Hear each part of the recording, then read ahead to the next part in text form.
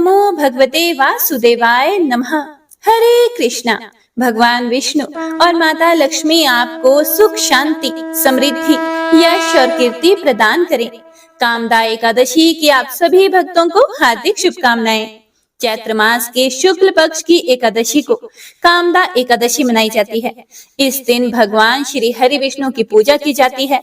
वराह पुराण के अनुसार इस दिन व्रत रखने से हर तरह के दुख और कष्टों से मुक्ति मिलती है। ऐसी मान्यता है कि जो भी मनुष्य कामदा एकादशी का व्रत पूरी श्रद्धा से रखता है, उसकी सभी मनोकामनाएं पूर्ण होती हैं। हे प्रिय भक्तों, तो आज मैं आपको सुना रही हूँ कामदा एकादशी की बड़ी ही दुर्लभ और पौराणिक व्रत कथा। इन कथाओं को सुनने से मनुष्यों के सभी पाप और संकट कट जाते हैं तथा समस्त मनोकामनाओं की पूर्ति होती है। तो आइए पूरे भक्ति भाव से कथा का रसपान करते हैं।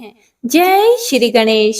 एकादशी भगवान श्री हरि विष्णु की साक्षात शक्ति है, जिस शक्ति ने उस असुर का वध किया जिससे भगवान भी जीत पाने में असमर्थ थे। उस शक्ति के आगे भला मनुष्य के पाप रूपी असुर कैसे टिक सकते हैं। जिस शक्ति ने देवताओं के कष्ट को हर कर उन्हें सुख दिया, वह प्राणी मात्र को क्या नहीं दे सकती। सुख, समृद्धि, शांति और मोक्ष, समस्त सुख सहज ही प्राप्त हो जाते हैं। हे प्रिय भक्तों, 11 माता की भक्ति में इतनी शक्ति है कि जिसके प्रभाव से मनुष्य को सहज ही सभी प्रकार के सुख प्राप्त होते हैं और अंत समय में मोक्ष की प्राप्ति होती है। 11 माता की कथा के अनुसार सतयुग में एक महाभयंकर दैत्य हुआ करता था। उस दैत्य का नाम था मूर। उस दैत्य ने इंद्र आदि सभी देवताओं पर विजय प्राप्त करके उन्हें उनके पद से हटा दिया था। तब इंद्र आदि देवताओं ने भगवान शंकर से प्रार्थना की कि हे भोलेनाथ, हम सभी देवता मूर दैत्य के अत्याचारों से दुखी होकर मृत्यु लोक में अपना जीवन व्यतीत कर रहे हैं। राक्षस के भय से हम बहुत दुख और कष्ट भोग रहे हैं। मैं स्वयं बहुत दुखी और भयभीत हूँ। अन्य देवताओं की तो बात ही क्या करें। इसीलिए हे कैलाशपति, कृपया करके आप मूर दैत्य के अत्याचार से बचाने का कोई उपाय बताइए। हे प्रिय भक्तों, देवराज इंद्र की प्रार्थना सुनकर भगवान शंकर ने कहा, हे देवेंद्र, आप भगवान श्री हरि विष्णु की शरण में जाइए। मधु कैटभ का संहार करने वाले भगवान श्री हरि विष्णु देवताओं को अवश्य ही इस भय से मुक्त करेंगे। भगवान शंकर के आदेश के अनुसार इंद्र तथा अन्य सभी देवता क्षीर सागर गए, जहां पर भगवान श्री हरि विष्णु शेष शैया पर विराजमान थे। इंद्र सहित सभी देवताओं ने भगवान श्री हरि विष्णु को देखा और उनके सामने उपस्थित होकर उनकी स्तुति करने लगे। देवता कहने लगे, हे तीनों लोकों के स्वामी, आप स्तुति करने योग्य हैं। हम सभी देवताओं का आपको कोटि कोटि प्रणाम है। हे दैत्यों के संहारक, हम आपकी शरण में हैं। आप हमारी रक्षा करें। हे त्रिलोकपति, हम सभी देवता दैत्यों के अत्याचार से भयभीत होकर आपकी शरण में आए हैं। इस समय दैत्यों ने हमें स्वर्ग से निकाल दिया है और हम सभी देवता बड़ी ही दयनीय स्थिति में मृत्यु लोक में घूम रहे हैं। अब आप ही हमारे रक्षक हैं, हमारी रक्षा करें। हे जगन्नाथ, आप हमारी रक्षा करें। देवताओं की करुण पुकार सुनकर भगवान श्री हरि विष्णु बोले, हे देवगणों, वह कौन सा दैत्य है जिसने देवताओं को जीत लिया है। आप सभी देवगण किसके भय से पृथ्वी लोक में भटक रहे हैं। क्या वह दैत्य इतना बलवान है जिसने इंद्र सहित सभी देवताओं को जीत लिया है। तुम निर्भय होकर मुझे सब हाल बताओ। भगवान श्री हरि विष्णु के इन स्नेहमयी वचनों को सुनकर देवेंद्र ने कहा, हे प्रभु, प्राचीन काल में ब्रह्म वंश में उत्पन्न हुआ नाड़ी जंगम नाम का एक असुर था, जिसका मूर नामक एक पुत्र है, जो चंद्रवती नामक नगरी में निवास करता है, जिसने अपने बल से मृत्यु लोक और देवलोक को जीत लिया है। और सभी देवताओं को देवलोक से निकालकर अपने दैत्य कुल के असुरों को इंद्र, अग्नि, यम, वरुण और चंद्रमा आदि सभी को लोकपाल बना दिया है। वह स्वयं सूर्य बनकर पृथ्वी को तापता है और स्वयं मेघ बनकर जल की वर्षा करता है। इसीलिए आप इस बलशाली भयानक असुर का संहार करके देवताओं की रक्षा करें। देवेंद्र के मुख से ऐसे वचन सुनकर भगवान श्री हरि विष्णु बोले, हे देवताओं, मैं आपके शत्रु का शीघ्र ही संहार करूंगा। आप सभी इसी समय मेरे साथ चंद्रवती नगरी चलिए। देवताओं की पुकार पर भगवान श्री हरि विष्णु तुरंत ही उनके साथ चल पड़े और उधर दैत्यराज मुर ने अपने तेज से जान लिया था कि भगवान श्री हरि विष्णु युद्ध की इच्छा से उसकी राजधानी में आ रहे हैं। इसीलिए अपने राक्षस योद्धाओं के साथ वह भी युद्ध भूमि में आकर गरजने लगा और देखते ही देखते युद्ध प्रारंभ हो गया। युद्ध शुरू होने पर अनगिनत असुर अपने अस्त्र शस्त्रों को धारण करके देवताओं से युद्ध करने लगे, लेकिन देवता तो पहले से ही डरे हुए थे। वह अधिक देर तक राक्षसों का सामना ना कर सके और भाग खड़े हुए। तब भगवान श्री हरि विष्णु स्वयं युद्ध भूमि में आ गए।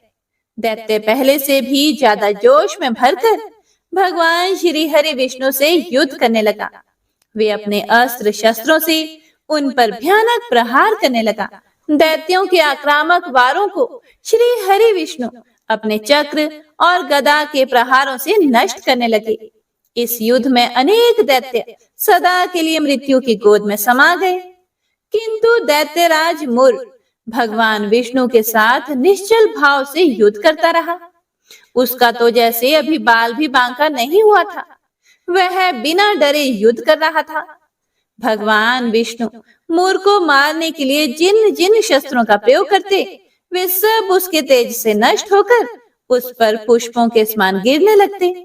अनेक अस्त्र शस्त्रों का प्रयोग करने पर भी भगवान श्री हरि विष्णु उससे जीत ना सके। तब वे आपस में मल्ल युद्ध करने लगे। भगवान श्री हरि विष्णु उस असुर से देवताओं के लिए सहस्त्रों वर्षों तक युद्ध करते रहे, किंतु उस असुर से जीत ना सके। अंत में भगवान विष्णु शांत होकर विश्राम करने की इच्छा से बद्रिकाश्रम स्थित 38 कोस लंबी एक द्वार वाली हेमवती नाम की एक गुफा में प्रवेश कर गए। उस गुफा में भगवान ने शयन किया। भगवान विष्णु के पीछे पीछे वह दैत्य भी चला आया। भगवान श्री हरि विष्णु को सोता हुआ देखकर वह दैत्य उन्हें मारने को तैयार हुआ। वह सोच रहा था कि आज तो मैं अपने चिर शत्रु को मारकर हमेशा हमेशा के लिए निष्कंटक हो जाऊंगा। लेकिन उसकी यह इच्छा पूर्ण ना हो सकी, क्योंकि उसी समय भगवान श्री हरि विष्णु की देह से एक दिव्य वस्त्र धारण किए हुए एक अत्यंत मोहिनी देवी उत्पन्न हुई और राक्षस को ललकार कर उससे युद्ध करने लगी। उस देवी को देखकर राक्षस को घोर आश्चर्य हुआ और वह सोचने लगा कि यह ऐसी दिव्य कन्या कहां से उत्पन्न हुई। और फिर वह असुर उस कन्या से लगातार युद्ध करता रहा। कुछ समय बीतने पर उस देवी ने क्रोध में आकर उस दैत्य के अस्त्र शस्त्रों के टुकड़े टुकड़े कर दिए। अब तो उस दैत्य को बड़ा ही क्रोध आया और वह सारी मर्यादाएं भंग करके उस देवी से मल्ल युद्ध करने लगा। उस तेजस्वी कन्या ने उसको धक्का मारकर मूर्छित कर दिया और उसकी मूर्छा टूटने से पूर्व ही उसका सिर काटकर धड़ से अलग कर दिया और सिर काटते ही वह असुर पृथ्वी पर गिरकर मृत्यु को प्राप्त हुआ और बाकी बचे हुए असुर अपने राजा का ऐसा दुखद अंत देखकर भयभीत होकर पाताल लोक में भाग गए। भगवान श्री हरि विष्णु जब निद्रा से जागे तो उस असुर को मरा हुआ देखकर उन्हें घोर आश्चर्य हुआ और वे सोचने लगे कि इस महाबली को किसने मारा है। तब वह तेजस्वी कन्या श्री हरि से हाथ जोड़कर बोली, हे जगदीश्वर, यह असुर आपको मारने को तत्पर था। तब मैंने आपके शरीर से उत्पन्न होकर इस असुर का वध किया है। देवी की बात सुनकर भगवान श्री हरि विष्णु बोले कि तुमने इस असुर को मारा है, इसीलिए हे देवी मैं तुमसे अत्यंत प्रसन्न हूँ। इसे मारकर तुमने तीनों लोकों के देवताओं के कष्ट को हरा है, इसीलिए तुम अपनी इच्छा अनुसार वरदान मांग लो, मैं तुम्हारी प्रत्येक इच्छा को पूर्ण करूंगा। भगवान की बात सुनकर वह देवी बोली कि हे प्रभु, मुझे यह वरदान दीजिए कि जो भी मनुष्य या देव मेरा व्रत करे उसके सभी पाप नष्ट हो जाएं और अंत में उसे स्वर्ग लोक की प्राप्ति हो। मेरे व्रत का आधा फल रात्रि को मिले और उसका आधा फल एक समय भोजन करने वाले को मिले। जो श्रद्धालु भक्ति पूर्वक मेरे व्रत को करें वे निश्चय ही वैकुंठ लोक को प्राप्त करें। जो मनुष्य मेरे व्रत में दिन तथा रात्रि को एक बार भोजन करे वह धन धान्य से भरपूर रहे। कृपया करके मुझे ऐसा वरदान दीजिए। भगवान श्री हरि विष्णु ने कहा, हे देवी ऐसा ही होगा। मेरे और तुम्हारे भक्त एक ही होंगे और अंत में संसार में प्रसिद्धि को प्राप्त होकर मेरे लोक को प्राप्त करेंगे। हे कल्याणी, तुम एकादशी को पैदा हुई हो, इसीलिए तुम्हारा नाम भी एकादशी हुआ। तथा जो मनुष्य इस दिन व्रत करेंगे उनके समस्त पाप समूल नष्ट हो जाएंगे। तुम मेरे लिए अब तीज, अष्टमी, नवमी और 14 से भी अधिक प्रिय हो। तुम्हारे व्रत का फल सभी तीर्थों के फल से भी महान होगा। यह मेरा अकाट्य कथन है। इतना कहकर भगवान श्री हरि विष्णु उसी स्थान पर अंतर ध्यान हो गए। तो सभी प्रेम से बोलिए, एकादशी माता और विष्णु भगवान की जय। हे प्रिय भक्तों, तो आइए अब सुनते हैं कामदा एकादशी की पौराणिक व्रत कथा। भगवान श्री कृष्ण के श्रीमुख से एकादशियों का महात्म्य सुनकर श्रद्धा पूर्वक उन्हें प्रणाम करते हुए युधिष्ठिर महाराज ने कहा, हे केशव, आपके श्रीमुख से एकादशियों की कथा सुनकर मुझे असीम आनंद की प्राप्ति हो रही है। हे मधुसूदन, कृपया करके अब चैत्र मास के शुक्ल पक्ष की एकादशी का महात्म्य सुनाने की भी कृपा कीजिए। हे पुंडरीकाक्ष, चैत्र माह के शुक्ल पक्ष की एकादशी का क्या नाम है तथा उसके व्रत का क्या विधान है? इस व्रत को करने से किस फल की प्राप्ति होती है और इसकी क्या कथा है? कृपया करके इसके संबंध में भी मुझे विस्तार से कहिए। तब भगवान श्री कृष्ण जी ने कहा, हे युधिष्ठिर, हे धर्मनंदन, चैत्र मास के शुक्ल पक्ष की एकादशी को कामदा एकादशी के नाम से जाना जाता है, जिसे फलदा एकादशी भी कहा जाता है। यह संपूर्ण मनोकामनाओं को देने वाली है। एक बार यही प्रश्न राजा दिलीप ने गुरु वशिष्ठ जी से किया था। गुरु वशिष्ठ जी ने कहा था कि इस व्रत को करने से तेजस्वी पुत्र की प्राप्ति होती है। हे युधिष्ठिर, अब मैं तुम्हें इस एकादशी की कथा को सुनाता हूँ, ध्यान पूर्वक श्रवण करो। प्राचीन समय में भोगीपुर नाम का एक नगर था, जिस पर पुंडरीक नाम का राजा राज्य करता था। राजा पुंडरीक अनेक ऐश्वर्यों से युक्त था। उसके राज्य में अनेक अप्सराएं, गंधर्व, किन्नर आदि वास करते थे और उसी नगर में ललित एवं ललिता नाम के गायन विद्या में पारंगत गंधर्व स्त्री पुरुष अति संपन्न घर में निवास करते हुए विहार किया करते थे। ललित एक निपुण गायक था और उसकी पत्नी ललिता एक विशेष नर्तकी थी। उनका परिवार सुख और शांतिपूर्ण था। उन दोनों में इतना प्रगाढ़ प्रेम था कि वे एक दूसरे से अलग हो जाने की कल्पना मात्र से ही व्याकुल हो जाते थे। एक दिन राजा पुंडरीक ने एक विशाल गायन और नृत्य समारोह आयोजित किया और वह सभी निपुण गायकों और नर्तकियों को आमंत्रित किया गया। वह गंधर्व ललित और उसकी पत्नी ललिता को भी बुलाया गया। अब ललित तो आ गया, लेकिन किसी कारणवश उसकी पत्नी नहीं आ पाई। वहां गंधर्व के साथ ललित मधुर गीत प्रस्तुत कर रहा था। गायन करते करते अचानक से ललित को अपनी पत्नी ललिता का स्मरण हो आया, जिसके कारण विचलित होकर उसका जो सुर था वह भंग हो गया और वह अशुद्ध गायन करने लगा। अब एक बहुत ही जहरीला नाग ललित के संगीत को बहुत ही ध्यान से सुन रहा था और उसने राजा पुंडरीक से उसकी शिकायत की और राजा को बताया कि ललित ने अपनी पत्नी ललिता का स्मरण करते हुए आपका उपहास किया है। आपकी सभा में सबके सामने उसने आपका अपमान किया है। यह सुनकर राजा को अत्यंत क्रोध हुआ और उन्होंने क्रोधवश बिना कुछ सोचे समझे ललित को श्राप दे दिया। राजा बोले कि अरे नीच, तू मेरे सम्मुख गायन करते हुए भी अपनी पत्नी का स्मरण कर रहा है। इससे तू नरभक्षी राक्षस बनकर अपने कर्म का फल भोग। ललित गंधर्व उसी समय राजा पुंडरीक के श्राप से एक भयंकर दैत्य में परिवर्तित हो गया।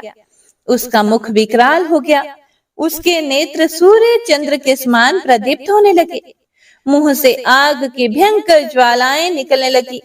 उसकी नाक पर्वत की कंदरा के समान विशाल हो गई तथा गर्दन पहाड़ के समान दिखाई देने लगी। उसकी भुजाएं 2-2 योजन लंबी हो गई। इस प्रकार उसका शरीर 8 योजन का हो गया। इस तरह राक्षस बन जाने पर वह अनेक दुख भोगने लगा। अपने प्रियतम ललित का ऐसा हाल होने पर ललिता अतः दुख से व्यथित हो उठी। वह अपने पति के उद्धार के लिए सोचने लगी कि मैं कहाँ जाऊं, क्या करूं, किस जतन से अपने पति को इस नरक तुल्य कष्ट से मुक्त कराऊं। राक्षस बना ललित घोर वनों में रहते हुए अनेक प्रकार के पाप करने लगा। उसकी पत्नी ललिता भी उसके पीछे पीछे जाती और उसकी स्थिति को देखकर विलाप करने लगती। एक बार वह अपने पति के पीछे पीछे चलते हुए विंध्याचल पर्वत पर पहुंच गए। उस स्थान पर उसने श्रृंगी मुनि का आश्रम देखा। वह शीघ्रता से उस आश्रम में गई तथा मुनि के सामने पहुंचकर दंडवत प्रणाम कर विनीत भाव से उनसे प्रार्थना करने लगी और बोली कि हे महर्षि, मैं गंधर्व की पुत्री ललिता हूँ। मेरा पति राजा पुंडरीक के श्राप से एक भयंकर दैत्य बन गया है। उससे मुझे अपार दुख हो रहा है। अपने पति के कष्ट के कारण मैं बहुत दुखी हूँ। हे मुनि श्रेष्ठ, कृपा करके आप उसे राक्षस योनि से मुक्ति का कोई उत्तम उपाय बताइए। समस्त वृतांत सुनकर मुनि श्रृंगी ने कहा, हे पुत्री, चैत्र माह के शुक्ल पक्ष की एकादशी का नाम कामदा एकादशी है। वह आने वाली है। उसका व्रत करने से मनुष्य के सभी मनोरथ शीघ्र ही पूर्ण हो जाते हैं। यदि तुम उस व्रत के पुण्य को अपने पति को दोगी तो वह सहज ही राक्षस योनि से मुक्त हो जाएगा एवं राजा का श्राप भी शांत हो जाएगा। हे प्रिय भक्तों, ऋषि के कहे अनुसार ललिता ने श्रद्धा पूर्वक व्रत किया तथा द्वादशी के दिन ब्राह्मणों के सामने अपने व्रत का फल अपने पति को दे दिया और ईश्वर से प्रार्थना करने लगी कि हे प्रभु, मैंने जो यह उपवास किया है उसका फल मेरे पति देव को मिले, जिससे उनकी राक्षस योनि से शीघ्र ही मुक्ति हो। एकादशी का फल देते ही उसका पति राक्षस योनि से मुक्त हो गया और अपने दिव्य स्वरूप को प्राप्त हुआ और अनेक सुंदर वस्त्रों तथा आभूषणों से अलंकृत होकर पहले की भांति ललिता के साथ विहार करने लगा। कामदा एकादशी के प्रभाव से वह पहले की ही तरह सुंदर हो गया तथा मृत्यु के पश्चात दोनों पुष्पक विमान पर बैठकर विष्णु लोक को चले गए। भगवान श्री कृष्ण आगे कहते हैं कि हे युधिष्ठिर, इस उपवास को विधान पूर्वक करने से सभी पाप नष्ट हो जाते हैं। इस व्रत के पुण्य से मनुष्य ब्रह्म हत्या आदि के पाप तथा राक्षस आदि योनि से मुक्त हो जाते हैं। संसार में इससे उत्तम दूसरा कोई व्रत नहीं है। इसीलिए कथा महात्म्य के श्रवण व पठन से अनंत फलों की प्राप्ति होती है। मनुष्य अपने सुखों का चिंतन करे, यह बुरा नहीं है, लेकिन समय असमय ऐसा चिंतन मनुष्य को उसके दायित्वों से विमुख कर देता है, जिससे उसे भयंकर कष्ट भोगने पड़ते हैं। लेकिन भगवान श्री हरि की अनुकंपा का कोई अंत नहीं है। भगवान श्री लक्ष्मी नारायण जी बड़े से बड़ा पाप भी क्षमा कर देते हैं। तो सभी भक्तजन एक बार प्रेम से बोलिए, श्री लक्ष्मी नारायण भगवान की जय। हे प्रिय भक्तों, तो आइए अब सुनते हैं कामदा एकादशी की भगवान श्री कृष्ण और उनके भक्त की बड़ी ही सुंदर कथा। हे प्रिय भक्तों, एक गांव में एक निर्धन जुलाहा और उसकी पत्नी रहा करते थे। दोनों पति पत्नी अत्यंत मेहनती थे। वह दोनों सारा दिन परिश्रम करते, सुंदर सुंदर कपड़े बनाते, लेकिन उनको उनके बनाए हुए वस्त्रों की अधिक कीमत नहीं मिल पाती थी। दोनों ही अत्यंत संतोषी स्वभाव के थे। जो भी मिलता था उसी से संतुष्ट होकर एक टूटी फूटी झोंपड़ी में रहकर अपना जीवन निर्वाह कर लेते थे। वह दोनों भगवान श्री कृष्ण के परम भक्त थे। दिन भर के परिश्रम के बाद जो भी समय मिलता उसे दोनों भगवान के भजन कीर्तन में व्यतीत करते थे। जुलाहे के पास एक तानपुरा और एक खड़ताल थी। जब दोनों मिलकर भजन गाते तो जुलाहा, जिसका नाम सुंदर था, वह तानपुरा बजाता और उसकी पत्नी, जिसका नाम लीला था, वह खड़ताल बजाती। फिर तो दोनों भगवान के भजन में ऐसा खो जाते थे कि उनको अपनी भूख प्यास की भी चिंता नहीं रहती थी। वैसे तो दोनों पति पत्नी संतोषी स्वभाव के थे। अपनी दीनहीन अवस्था के लिए उन्होंने कभी भी भगवान को कोई उलाहना नहीं दिया और अपने इसी जीवन में वह बहुत खुश थे। लेकिन उन्हें एक दुख हमेशा सताता रहता था कि उनकी कोई संतान नहीं थी। इसको लेकर वह सदा चिंतित तो रहा करते थे, लेकिन फिर भी सदा भगवान में ही मगन रहते थे। इसको भी उन्होंने भगवान की लीला समझकर स्वीकार कर लिया और निष्काम रूप से श्री कृष्ण के प्रेम भक्ति में डूबे रहते थे। जब उनकी आयु अधिक होने लगी तो एक दिन लीला ने अपने पति सुंदर से कहा कि हमारी कोई संतान नहीं है और कहते हैं कि संतान के बिना मुक्ति प्राप्त नहीं हो सकती। अब हमारी आयु भी अधिक हो चली है, ना जाने कब बुलावा आ जाए और मरने की बात कौन हमारी चिता को अग्नि देगा और कौन हमारे लिए तर्पण आदि का कार्य करेगा। कैसे हमारी मुक्ति होगी। जुलाहा बोला कि तुम क्यों चिंता करती हो, ठाकुर जी है ना, वही सब देखेंगे। जुलाहे ने यह बात कह तो दी, लेकिन वह भी चिंता में डूब गया। तभी उसके मन में एक विचार आया और वह नगर में गया और श्री कृष्ण के बाल गोपाल रूप की एक प्रतिमा ले आया। घर आकर वह बोला कि अब तुझे चिंता करने की कोई आवश्यकता नहीं है। मैं यह बाल गोपाल लेकर आया हूँ। हमारे कोई संतान नहीं तो वह भी इन्हीं की तो लीला है। हम इनको ही अपने पुत्र के समान प्रेम करेंगे। यही हमारे पुत्र का दायित्व पूर्ण करेंगे। यही हमारी मुक्ति करेंगे। जुलाहे की बात सुनकर उसकी पत्नी लीला अत्यंत प्रसन्न हुई।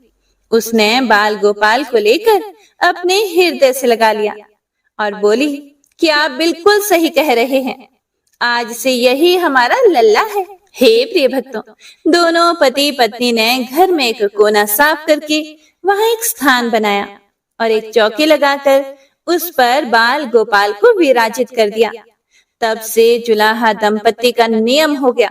वह प्रतिदिन बाल गोपाल को स्नान कराते, उनको धुले वस्त्र पहनाते, अपनी संतान की तरह उनको लाड लडाते, उन्हीं के सामने बैठकर भजन कीर्तन किया करते और वहीं पर सो जाते। जुलाहा अपने हाथ से बाल गोपाल के लिए सुंदर वस्त्र बनाता और उनको पहनाता। इसमें उसको बड़ा आनंद आता। धीरे धीरे दोनों बाल गोपाल को अपनी संतान के समान ही प्रेम करने लगे।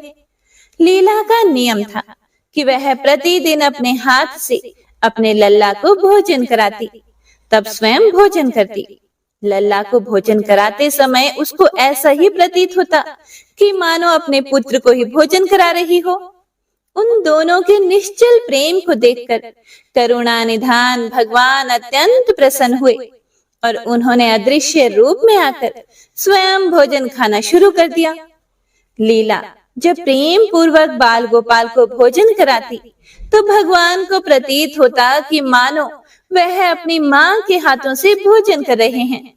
उनको लीला के हाथ से प्रेम पूर्वक मिलने वाले हर कौर में माँ का प्रेम प्राप्त होता था।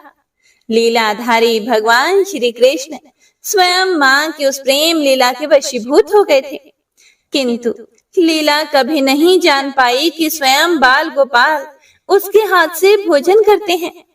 हे प्रिय भक्तों, एक दिन काम बहुत अधिक होने के कारण लीला बाल गोपाल को भोजन कराना भूल गई।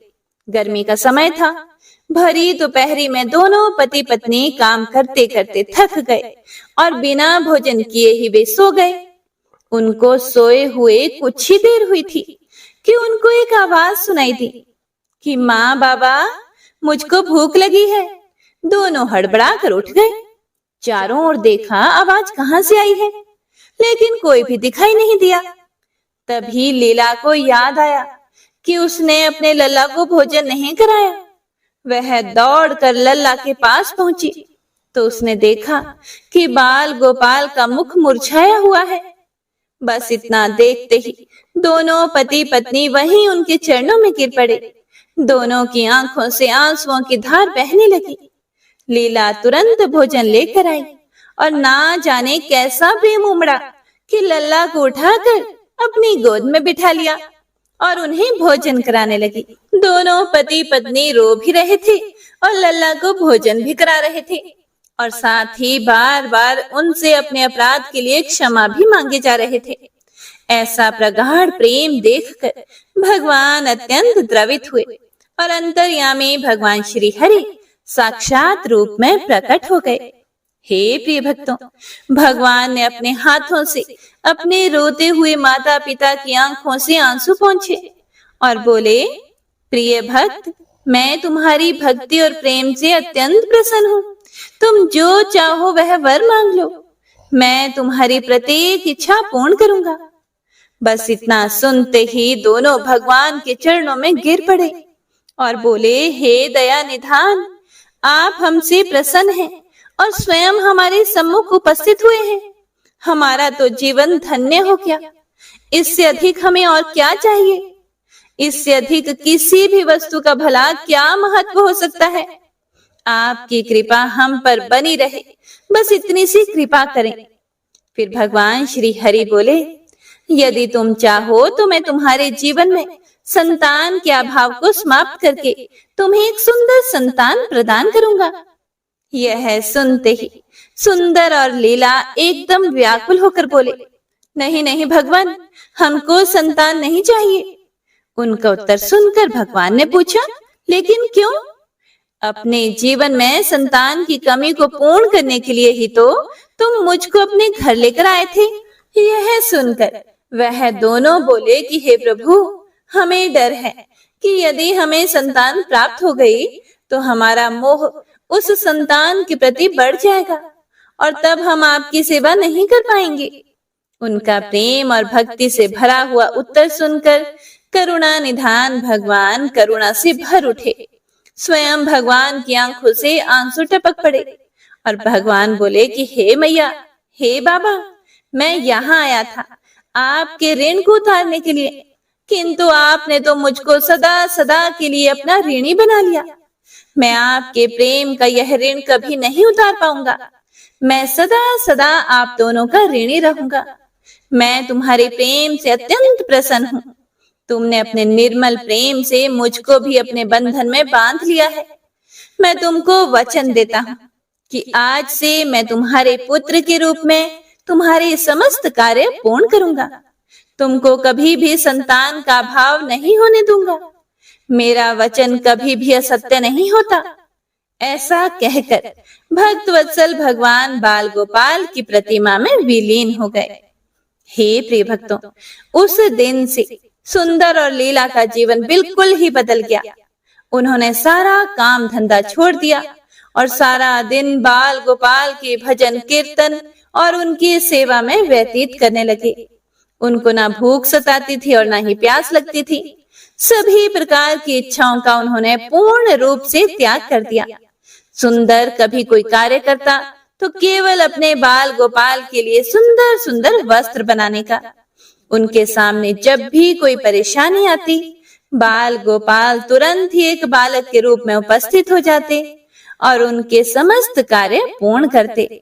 वह दंपत्ति और बालक गांव भर में चर्चा का विषय बन गए, किंतु गांव में कोई भी यह नहीं जान पाया कि वह बालक कौन है और वह कहां से आता है और वह उसके बाद कहां चला जाता है। धीरे धीरे समय बीतने लगा। जुलाहा दंपत्ति बूढ़े हो गए, लेकिन भगवान की कृपा उन पर बनी रही। अब दोनों की आयु पूर्ण होने का समय आ चला था। भगवत प्रेरणा से उनको यह ज्ञात हो गया कि अब उनका समय पूरा होने वाला है। एक दिन दोनों ने भगवान को पुकारा। ठाकुर जी भी तुरंत प्रकट हो गए और उनसे उनकी इच्छा जाननी चाहिए। दोनों भक्त दंपत्ति भगवान के चरणों में प्रणाम करके बोले, हे नाथ, हमने अपने पूरे जीवन में आपसे कभी भी कुछ नहीं मांगा। अब जीवन का अंतिम समय आ गया है, इसीलिए आपसे कुछ मांगना चाहते हैं। भगवान बोले कि निसंकोच अपनी कोई भी इच्छा कहो, मैं तुम्हें वचन देता हूँ कि तुम्हारी प्रत्येक इच्छा को मैं पूर्ण करूंगा। हे प्रिय भक्तों, तब बाल गोपाल के अगाध प्रेम में डूबे हुए उस वृद्ध दंपत्ति ने बोला, हे नाथ, हमने अपने पुत्र के रूप में आपको देखा और आपकी सेवा की। आपने भी पुत्र के समान ही हमारी सेवा की। अब वह समय आ गया है जिसके लिए कोई भी माता पिता पुत्र की कामना करते हैं। हे दीन बंधु, हमारी इच्छा है कि हम दोनों पति पत्नी के प्राण एक साथ निकलें। और हे दया निधान, जिस प्रकार एक पुत्र अपने माता पिता की अंतिम क्रिया करता है और उनको मुक्ति प्रदान करता है, उसी प्रकार हे परमेश्वर, हमारी अंतिम क्रिया आप अपने हाथों से करें और हमको मुक्ति प्रदान करें। श्री हरि ने दोनों को उनकी इच्छा पूर्ण करने का वचन दिया और बाल गोपाल के विग्रह में विलीन हो गए। और अंत में वह दिन आ ही गया जब प्रत्येक जीव को यह शरीर छोड़ना पड़ता है। दोनों वृद्ध दंपत्ति बीमार पड़ गए। उन दोनों की भक्ति की चर्चा गांव भर में थी, इसीलिए गांव के लोग उनका हाल जानने उनकी झोंपड़ी में पहुंचे। लेकिन उन दोनों का ध्यान तो श्री हरि में रम चुका था। उनको नहीं पता था कि कोई आया भी है। नियत समय पर एक चमत्कार हुआ। जुलाहे की झोंपड़ी एक तीव्र और अलौकिक प्रकाश से भर उठी। वहां उपस्थित समस्त लोगों की आंखें बंद हो गई। किसी को कुछ भी दिखाई नहीं पड़ रहा था। कुछ लोग तो झोंपड़ी से बाहर आ गए और कुछ वहीं धरती पर बैठ गए। श्री हरि अपने दिव्य चतुर्भुज रूप में प्रकट हुए। उनकी अप्रतिम शोभा समस्त सृष्टि को आलोकित करने वाली थी। वातावरण में एक दिव्य सुगंध भर गई। अपनी मंद मंद मुस्कान से अपने उन भक्त माता पिता की ओर देखते रहे। उनका यह दिव्य रूप देखकर दोनों वृद्ध अत्यंत आनंदित हुए। अपने दिव्य दर्शनों से दोनों को तृप्त करने के बाद करुणा निधान लीलाधारी समस्त सृष्टि के पालनहार श्री हरि वहीं उन दोनों के निकट धरती पर ही उनके सिरहाने बैठ गए। भगवान ने उन दोनों भक्तों का सर अपनी गोद में रखा, उनके शीश पर प्रेम पूर्वक अपना हाथ रखा। उसके बाद अपने हाथों से उनके नेत्र बंद कर दिए और तत्काल ही दोनों के प्राण निकलकर श्री हरि में विलीन हो गए। पंचभूतों से बना शरीर पंचभूतों में विलीन हो गया और कुछ समय के बाद जब वह दिव्य प्रकाश का लोप हुआ तो सभी उपस्थित ग्रामीणों ने देखा कि वहां ना तो वह सुंदर था और ना ही उसकी पत्नी लीला थी और ना ही बाल गोपाल थे। शेष थे तो मात्र कुछ पुष्प जो धरती पर पड़े हुए थे और एक दिव्य सुगंध जो वातावरण में चारों ओर फैली थी। विस्मित ग्रामीणों ने श्रद्धा से उस धरती को नमन किया, उन पुष्पों को उठाकर शीश से लगाया तथा सुंदर और उसकी पत्नी लीला की भक्ति और गोविंद के नाम का गुणगान करते हुए चल दिए उन पुष्पों को श्री गंगा जी में विसर्जित करने के लिए। हे प्रिय भक्तों, भक्त वह है जो एक क्षण के लिए भी विभक्त नहीं होता, अर्थात जिसका मन ईश्वर में अखंड बना रहे, वह भक्त कहलाता है। सरल शब्दों में भक्ति के अंतिम चरण का अनुभव करने वाले को भक्त कहते हैं। तो सभी प्रेम से बोलिए, भक्त और भगवान की जय। बोलिए बांके बिहारी लाल की जय। आइए आप सुनते हैं एकादशी माता की आरती। ओम जय एकादशी जय एकादशी जय एकादशी माता। विष्णु पूजा व्रत को धारण कर शक्ति मुक्ति पाता। तेरे नाम गिनाऊं देवी भक्ति प्रदान करनी। गण गौरव की देनी माता शास्त्रों में वरनी। ओम जय एकादशी माता। विष्णु पूजा व्रत को धारण कर शक्ति मुक्ति पाता। मार्गशीर्ष के कृष्ण पक्ष की उत्पन्ना। विश्व तारिणी जन्मी। शुक्ल पक्ष में हुई मोक्षदा मुक्तिदाता बन आई। ओम जय एकादशी माता। विष्णु पूजा व्रत को धारण कर शक्ति मुक्ति पाता। पौष के कृष्ण पक्ष की सफला नामक है। शुक्ल पक्ष में होए पुत्रदा आनंद अधिक रहे। ओम जय एकादशी माता। विष्णु पूजा व्रत को धारण कर शक्ति मुक्ति पाता। नाम षटतीला माघ मास में कृष्ण पक्ष आवे। शुक्ल पक्ष में जया कहावे विजय सदा पावे। ओम जय एकादशी माता। विष्णु पूजा व्रत को धारण कर शक्ति मुक्ति पाता। विजया फागुन कृष्ण पक्ष में शुक्लामल की। पाप मोचनी कृष्ण पक्ष में चैत्र महाबल की। ओम जय एकादशी माता। विष्णु पूजा व्रत को धारण कर शक्ति मुक्ति पाता। चैत्र शुक्ल में नाम कामदा धन देने वाली। नाम बरूथिनी कृष्ण पक्ष में वैशाख माहवाली। ओम जय एकादशी माता। विष्णु पूजा व्रत को धारण कर शक्ति मुक्ति पाता। शुक्ल पक्ष में हुए मोहिनी अपरा ज्येष्ठ कृष्ण पक्षी। नाम निर्जला सब सुख करनी शुक्ल पक्ष रखी। ओम जय एकादशी माता। विष्णु पूजा व्रत को धारण कर शक्ति मुक्ति पाता।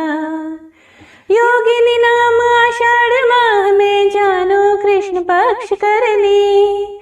देवशयनी नाम कहायो शुक्ल पक्ष धरनी। ओम जय एकादशी माता। विष्णु पूजा व्रत को धारण कर शक्ति मुक्ति पाता। कामिक श्रवण मास में आवे कृष्ण पक्ष कहिए। श्रवण शुक्ला होए पवित्र आनंद से रहिए। ओम जय एकादशी माता। विष्णु पूजा व्रत को धारण कर शक्ति मुक्ति पाता। अजा भाद्रपद कृष्ण पक्ष की परिवर्तनी शुक्ला। इंद्राश्विन कृष्ण पक्ष में व्रत से भव सागर निकला। ओम जय एकादशी माता। विष्णु पूजा व्रत को धारण कर शक्ति मुक्ति पाता। पपंकुशा है शुक्ल पक्ष में आप हरनहारी। रमा मास कार्तिक में आवे सुखदायक भारी। ओम जय एकादशी माता। विष्णु पूजा व्रत को धारण कर शक्ति मुक्ति पाता। देवोत्थानी शुक्ल पक्ष के दुख नाशक मैया। पावन मास में करूं विन्नति पार करो नैया। ओम जय एकादशी माता। विष्णु पूजा व्रत को धारण कर शक्ति मुक्ति पाता। परमा कृष्ण पक्ष में होती जन मंगल करनी। शुक्ल पास में होए पद्मिनी दुख दारिद्र हरनी। ओम जय एकादशी माता। विष्णु पूजा व्रत को धारण कर शक्ति मुक्ति पाता। जो कोई आरती एकादशी की भक्ति सहित गावे। जन गुरुदिता स्वर्ग का वासा निश्चय ही पावे। ओम जय एकादशी माता। विष्णु पूजा व्रत को धारण कर शक्ति मुक्ति पाता। प्रेम से बोलिए एकादशी माता की जय।